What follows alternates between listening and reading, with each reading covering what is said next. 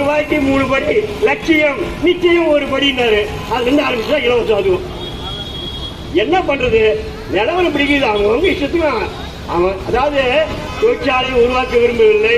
தொழிலாளர்களுக்கு அதாவது நாங்க என்ன கேட்கறோம்னா, காஞ்சிபுரத்துல ஐயா உள்ள ஆறு ஓடுது ஐயா, வண்டி இல்லை, எங்களுக்கு கொஞ்சம் நீந்த கத்து கொடுங்க ஐயா, எங்களுக்கு நீந்த கத்து கொடுத்துட்டா நாங்க பாட்டு நீஞ்சி அந்த கரைக்கு போயிட்டு வந்துருவோம்னா, அதான் நீந்தலாம் கத்து கொடுக்க மாட்டோம், நாங்க படகு விடுறோம், நீங்க படகுலேயே வந்துருங்க. அப்படிதான் இப்ப இலவசம் கொடுக்குறது. இவங்களுக்கு வேலை கொடுத்துட்டா இவன் வந்து வேலைக்கு போயிடுவான். அப்புறம் இதுக்கெல்லாம் ஆள் இருக்காது, மக்களை கண்டுக்க மாட்டான்.